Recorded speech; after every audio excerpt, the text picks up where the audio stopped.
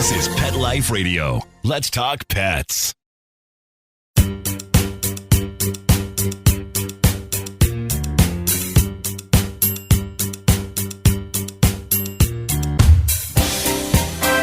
Hello, everybody, and welcome to Pets Mean Business on Pet Life Radio. I am your host, Dustin McAdams, and I want to thank you for taking some time out of your day to spend it with me. Today, we're going to spend that time talking Hubba. If you've already heard of Hubba, or if you're on it, you know it's pretty darn cool, and today you get a bit of a peek behind the scenes, and if you haven't, and you're wondering what the heck I'm talking about, you picked the right show to listen to because I bet you are going to want to check them out. Whether you're buying or selling something or looking to influence an audience, Hubba is potentially interesting to you. It's a website, or probably more accurately, a web-based community and platform where they connect retailers, manufacturers, distributors, and influencers all in a cool modern way. It's sort of like a LinkedIn model plus a matchmaker component plus a consistent format for sharing and discovering product info, all wrapped in a pretty sexy user interface. And now they have industry experts and consolidated industry news to help keep you on top of everything. And our guest today is one of those experts, and he has a really interesting vantage point on all sorts of emerging trends in retail and e-commerce. He's Phil Chang, Retail Industry Manager at Hubba and frequent speaker and writer for multiple industries, including pets. You can find more about Hubba online at hubba.com or on Facebook at Hubba HQ. That's Hubba, the letter H, the letter Q. We'll be right back to talk with Phil all about it after these messages.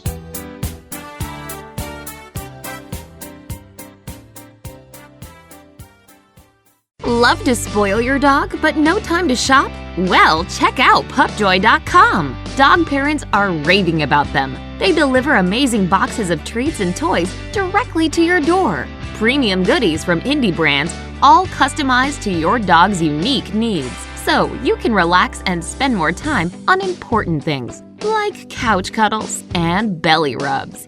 Get personalized boxes of joy for your pup, plus built-in support for animal rescue, all for less than you'd pay at the store. Save $10 on your first order today. Go to pupjoy.com, customize your plan, and enter Pets Mean Business at checkout. PUPJOY.com.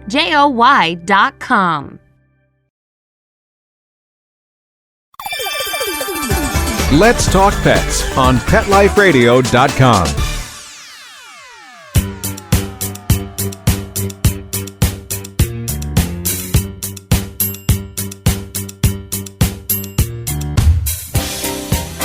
Welcome back to Pets Mean Business on Pet Life Radio. With us now, Phil Chang from Hubba. Phil, welcome to the show. Hey, Dustin, how are you? I am wonderful. So, I am interested to know, before we dive into what Hubba is and where you guys are headed with it, where'd the name come from? Yeah, so, I mean, Hubba is really, it's, if you think of it, the short form that people use when they start building things in Hubba is their hub. And it's really the hub of activity. It's where you go for your hub of information, and also the hub that people connect to so that they're able to get what they need from you and you're able to connect with them. So that's where, you know, Hub started, and then Hubba just made it something that we could almost turn into a verb when we need to. And it's just a fun name to say. Yeah. Yeah. Hubba Bubba. We've actually gotten that confusion. Sometimes people ask us that, and then there's a thermos called Bubba, and every now and then we get a letter from somebody who says they broke their Bubba and could we send them a new one? So sometimes that happens too. So it's kind of fun. Funny. So tell us about the origin story. How did Hubba get its start, and where have you guys been over the last few years? Yeah, so the story is actually a consumer version. So Ben Zipkin, our founder, was online, had an iPhone or a BlackBerry, and decided he wanted to search the net to find something cool for his wife. And then he started with the really innocent questions of, I don't understand this. I want to find a scarf. It's so difficult to find. Why is it so difficult to find? And the more he dug into how difficult it is to find things, he realized that there was a real problem with that. And so, you know, as we started to build this, when I met Ben and he started building this thing, I had said to him, I come from retail. I don't think you understand how hard it is to share things, to talk to retailers, or to share images and to share content. And that's how this whole thing started, is we realized we really needed a central hub to be able to house and share information, and then share contacts and share relationships and be able to build business out of this hub. Gotcha. So you touch on your background in retail. Give kind of a quick snapshot before Hubba, where you've been and what you've done. Sure, yeah. I've been fortunate. I've done all things retail. So I've been a sales guy. I've been a marketer. I've been a sales strat guy or trade strategy guy. And I've been a global franchise guy. I've worked for places like Unilever and Kimberly-Clark and Danone and Revlon. And then my last stints were with Johnson & Johnson. I worked on like Neutrogena and Clean & Clear and all these kind of great big franchises. So I've been all sorts of places. I've also been a buyer at Target as well along the way. So I've been fortunate enough to be able to do a whole bunch of jobs in retail. Yeah, so you do certainly have a pretty good vantage point on the industry. Yeah. So back to Hubba. So if I understand it right, you guys have taken in somewhere close to $60 million total in investment. You're growing very fast. What's the vision across industries, but especially for the audience on this show, how you guys are looking to disrupt and improve the pet industry? Yeah, so one of the biggest things that we want to be able to do is to make the process of connecting brands to retailers easier. So if you're a business and you are looking for, if you're a brand and you make something and you're trying to find more business, we want to make it easy for retailers to find you, for buyers to find you. But we also want to be able to make it easy for you to find other brands that you could work with and partner with. So it's really that simple. I mean, someone like K9 Leashes, that does a really cool leash. She was looking for, a retailer to work with, and she was able to find them in Hubba and connect with them and then just be able to do business with them. So we'd like to be able to do that easier. We know that brands spend a ton of time trying to find retailers. And then we also know that retailers spend a ton of time vetting out brands that aren't ready for their retail environments or simply aren't the right fit, so that you can find those kind of magic matches. And what we'd like to be able to do is get those magic matches to you faster and quicker, so you can get focused on what you need to build the right experience for you. All right. So from the standpoint, and maybe take it from the standpoint of a brand first and then a retailer second. When someone comes onto the Hubba platform, what do they see and what are the major pain points that you guys are helping to solve for them? Yeah, so when a brand signs on, usually the first thing that brands need to be able to build, they need to communicate who they are, because like everything matchmaking, you need to be able to say who you are before someone can find you and work with you, just like you would introduce yourself in real life to another person. And so a brand will come on and the first thing we'll ask them for is, who are you as a brand? What is your why? And then what kinds of products do you have, so that we can put you in front of the right retailers. And then the next step would be, let's dive a little bit deeper into your products and show us what kind of cool products you have, so that when a retailer gets that introduction of you, they like what they see, they're able to dive in and really understand who you are before they reach out to you. That's what the brand process is. For a retailer side, it's the opposite. It is more about what's in the retailer's head. So the things that sometimes it's a bit counterintuitive because buyers are used to keeping things to themselves. What we'd like is for a buyer to tell us, look, here's what I'm looking for, or here's the season I'm working on. So we're coming up on July, and so back to school is put to bed. Everyone's looking at almost October, November, December now. So you're thinking about American Thanksgiving, and then you're thinking about holiday season already. And so having a buyer say to us, here's what I'm looking for holiday season. I'd like to have more hemp products, or more CBD products, or more human grade pet food. Those are things that allow us to be able to go back to our brand base and say, here's what this buyer is looking for. If you fit this profile, we're going to pull you up in front of the buyer so they can start to sort through some of you to figure out who works and who doesn't work. Yeah, that makes total sense. So you kind of touch on the issue of maybe reluctance on buyer disclosures as being somewhat of a norm. How much easy adoption have you guys seen of that, and how much kind of friction have you had to overcome in getting buyers to a point where they're disclosing those type of needs? Yeah, we're starting, I think like with all things new, it took a long time in the beginning.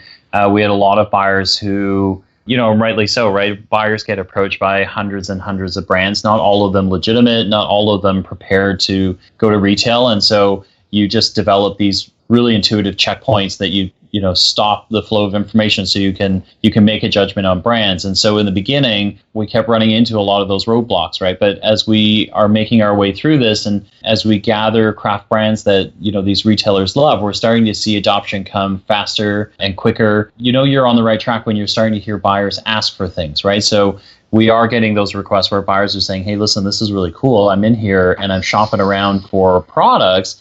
Can you curate me a list? Could I tell you, if I'm after a specific product, could you go out and figure out how to find those brands for me, right? So we're starting to hear some stuff like that, which is great. So Phil, I think that's a great segue. Let us take a quick break from our sponsors, and we'll come back and dive into some of the industry trends you are seeing and how Hubba is looking to address those.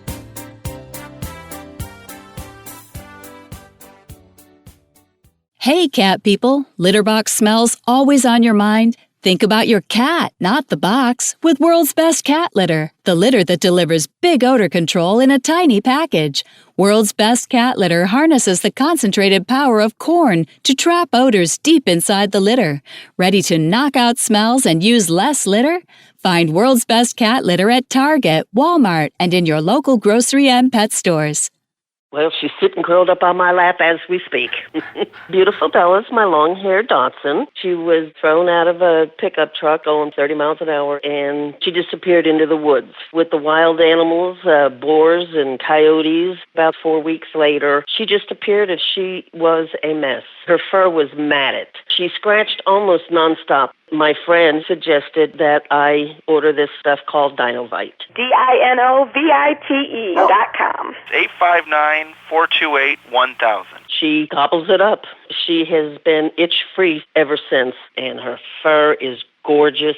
Anyone out there who has a rescue dog, start them on a Dinovite diet for at least a 90-day period. They bond better with the people who take good care of them. They are going to be your buddy for a very, very long time.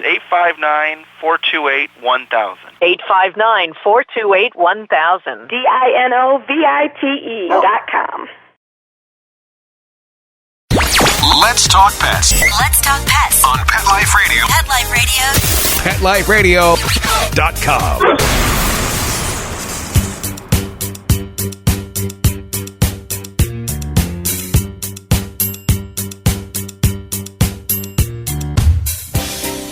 We're back with Phil Chang from Hubba talking about the changing world of retail and the influencers around it. So, Phil, where we broke off, I want to step back just a little bit. So you guys you particularly, but Hubba, you've got a really good vantage point on some of the major trends that are happening across retail. So what are the big things that you guys see happening now, and where do you forecast in the next couple of years? Oh my gosh. I think before we get into pet, retail in general, it's an interesting place to be reading. It's probably also causing a lot of anxiety and a lot of sleepless nights. We're hearing a lot of, kind of those catchphrasey terms about retail apocalypse. And, that I just read an article in the Financial Times about how retail is going to cause the next big short. So there's a lot of alarm in the marketplace, right? And so we're tracking a lot of that because those are tied to certainly trends that are upcoming, right? So the idea that, e-commerce has been talked about a lot and how e-commerce sales are rising.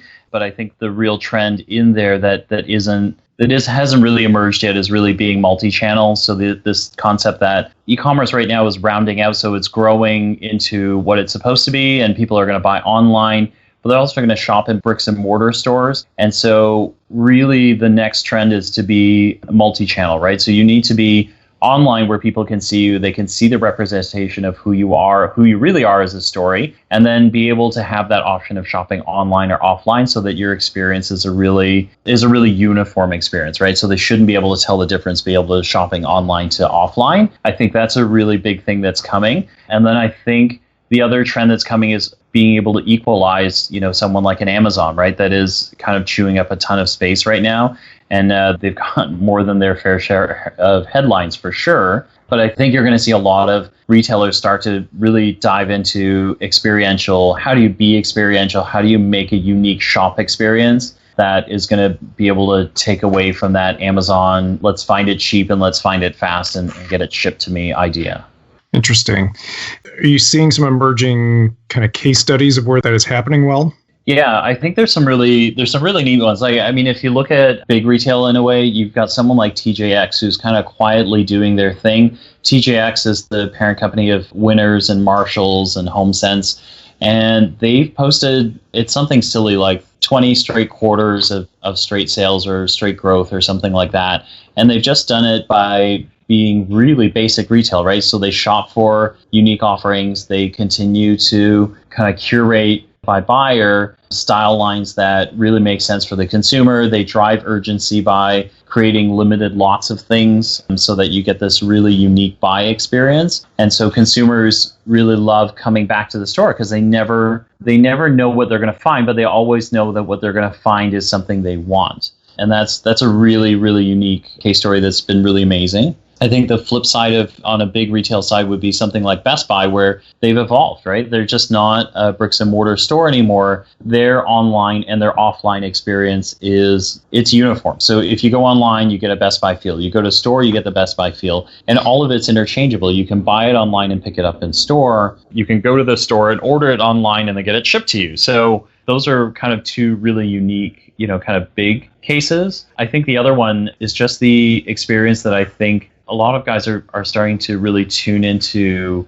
custom and unique experiences, right? And being able to drive not big volume sales, but just really unique volume sales, right? That are really experiential that you can't get from an Amazon. That could be brands like Einstein Pets that's driving this really unique, healthy snack segment and really just making themselves really endearing to the consumer. And then I also think what you guys are doing at Pupjoy is really amazing, like this subscription box service and being able to create a experience that allows a consumer to literally get something at their door that fits what they want in their lifestyle is something that is going to counter an Amazon every time, because Amazon can't do that. The best they can do is to replace the one-stop shop, that threatens like the Walmarts of the world and folks like that. Gotcha. Very interesting insight on that. So you guys at Hubba obviously have a lot of different constituents that come in all shapes and sizes. So how do you guys play that balancing act of like the needs of bricks and mortar versus e-commerce and obviously the omni-channel direction of the future, and even between the mass retailers versus the smaller boutiques?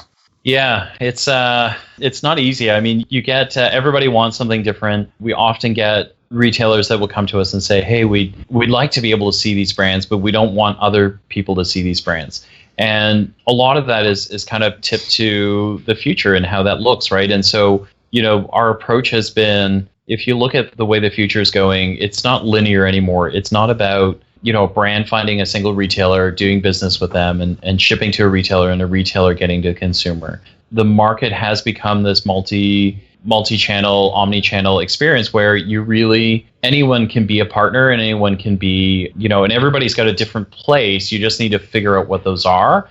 They're not uniform. They could be different in every single situation. So the way we've approached this is really said, look, here's what we're going to do. We're going to focus on cutting the barriers out of the way, which is a brand needs to find partners to work with. Those classically have been retailers. Maybe they're other brands now. Maybe they're influencers as well. We're going to break down the barriers it takes to get you to those folks. And then similarly, we're going to break down all the barriers of folks searching for other partners to work with. So those are kind of our guiding lights along the way. That helps to wipe out a lot of the objections or requests for exclusivity and things like that.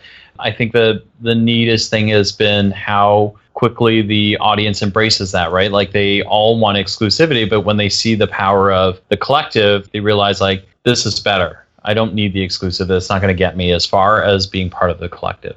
So that's interesting. And let's take that one step further, because I know you guys have focused a lot on community broadly in a number of ways with some of the groups you've done. Talk a little bit about that, where you guys are today and where you think it's headed with kind of the community of Hubba. Yeah, so community it's been a focus for us, and we're starting to really kind of bring it all together and make it really, really big. So we've had folks like me that are in the industry. We're out there, connecting with brands and retailers one-off or in unique situations like going to Super Zoo or places and cities. And then online, we've been connecting brands and retailers all along. What we started to do is now assemble what we call Hubba groups. And this is a place where you can go, you can jump into an industry, you can jump into like Super Zoo. I guess when this episode airs, will have gone already. But But, there's a thread in there where you can talk about, here's what I'm hoping to see. What are you guys all thinking about? What kinds of trends are you tracking?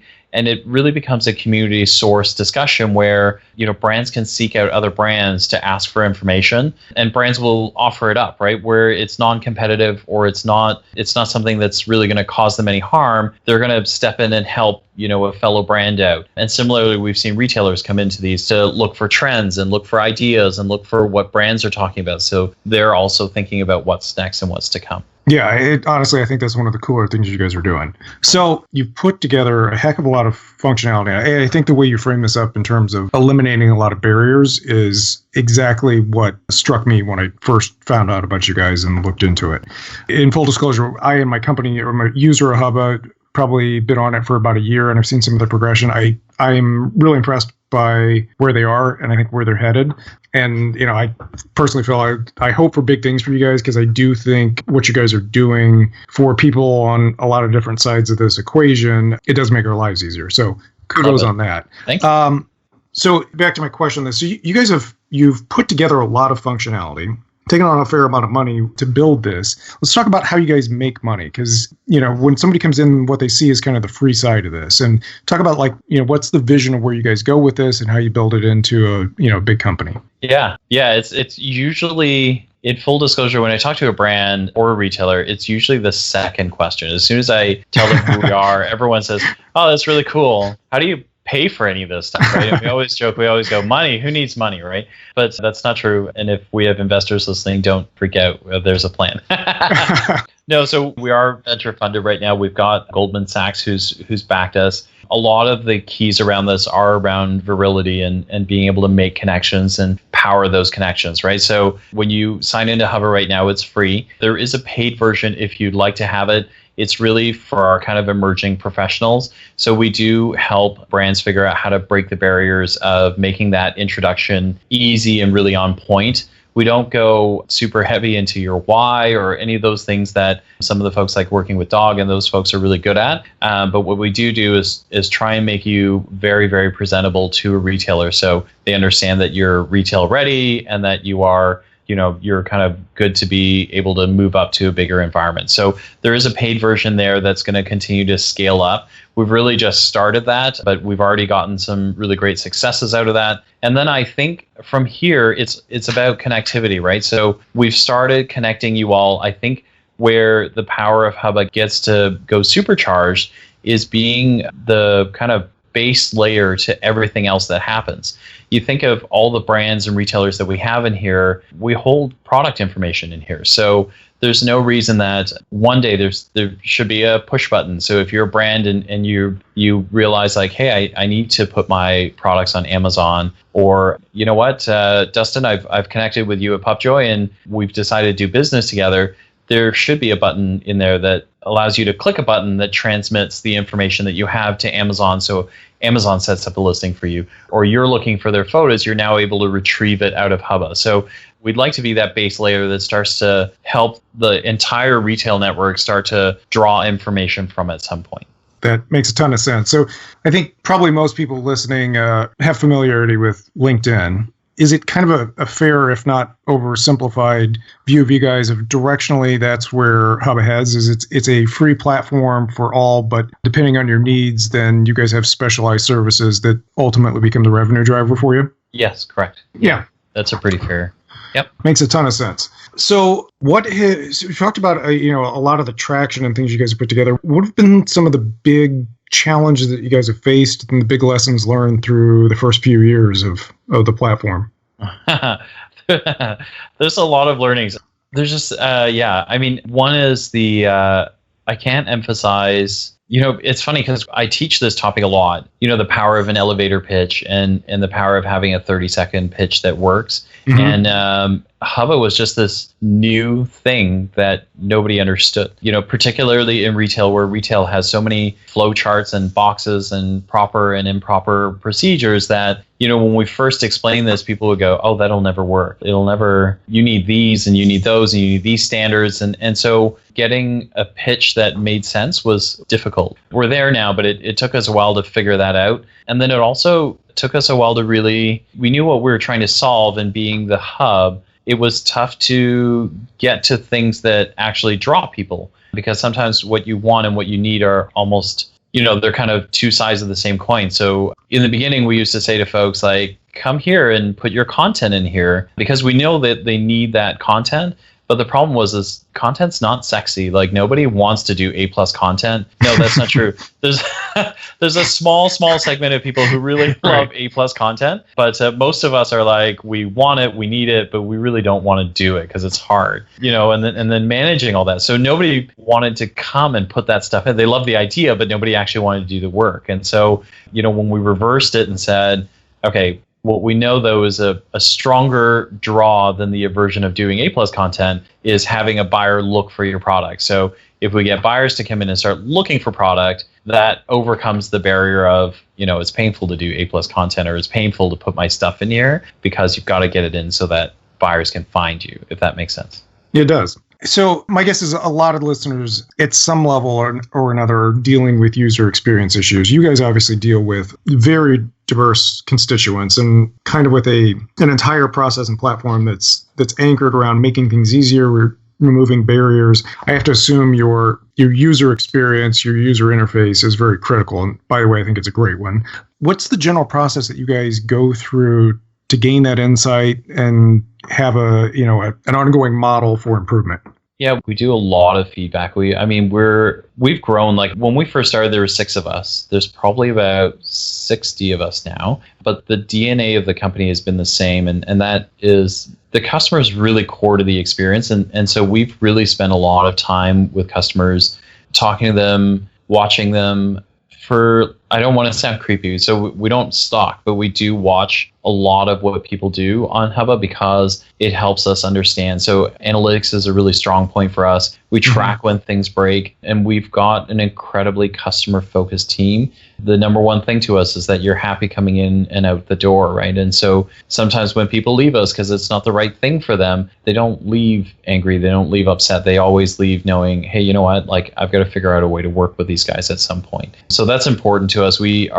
Ben and the leadership team actually spend, I would say, a substantial amount of time over the year just polling customers, talking to them. They'll spend a good chunk of time on phones just calling and talking and trying to pick at ideas or worries that brands and retailers have. So we're constantly thinking about what's next and what still hurts and what would be a better life if we made that go away somehow. Well, this is great, Phil. Really insightful. I'm sure anybody listening to this, there's got to be points of interest for anybody listening in. Let's. I want to ask you one more question, and then we'll wrap it up. Let's kind of bring it back to the pet industry on this. I know you specifically have a lot of insight in the industry, and Hubba has a pretty big footprint. What's your crystal ball with some of the big things you see happening in the next couple of years? Oh my gosh. Pet is going to get awfully interesting. I mean, pet is already interesting, but pet's going to get more interesting. I think in the short term, you see human grade food kind of lose its mind. It's funny, I was on a radio show and we were joking about actually eating Einstein Pets snacks because they're human grade. And and I've admitted the same thing. As I said, yeah, no, I've eaten these. Like they're great, yeah. They are. And so I think that you're going to see more human grade. I think you're going to see hemp products come. I think you're going to see cannabis start to, I say cannabis, but I don't think the industry likes to call it that. They call it CBD, but you're going to see CBD products become even more prominent. I think the other one that's really neat is, as we kind of move up the evolution of being true pet parents, where you're focused on not only your pet's physical well-beings, but you're starting to see the early stages of advanced focus on what a dog or a pet needs. And that's around things like the way you train a dog and positive reinforcement versus negative reinforcement. And you're starting to see intellectual toys for them, right? So things that if you've got a terrier and you've got to reinforce that terrier trait in them, or, and so there's some of these intellectual toys out there that are going to start to really push the boundary of, kind of that next step of trying to nurture a dog beyond the physical needs. Well, with that, and that is interesting insight. I appreciate it. For anyone who hasn't gone out to their website yet, go check them out. It's really cool. I think regardless of where you come from, you're likely to find some information, potentially connections that are going to be valuable to you. It's hubba.com, HUBBA.com. Phil, if folks want to reach you for any follow-up questions directly, what's the best route? You can either find me on email. You can find me at pchang@hubba.com. So that's PCHANG@hubba.com. You can find me on Twitter and Facebook. I'm Retail Phil, so it's at Retail Phil, or in Twitter or in Facebook. You can find me there. Ask me anything you want, and I'll do my best to answer. Well, thank you, Phil. I appreciate you being on the show very much, and I'd also like to thank my producer, Mark Winter, for making the show possible as always. If you would like to reach me by email, it's dustin@pupjoy.com. That is PUPJOY.com, at pupjoy on all major social media, and online at pupjoy.com. So, my friends, happy tales to you until we meet again. Let's Talk Pets, every week on demand, only on PetLifeRadio.com.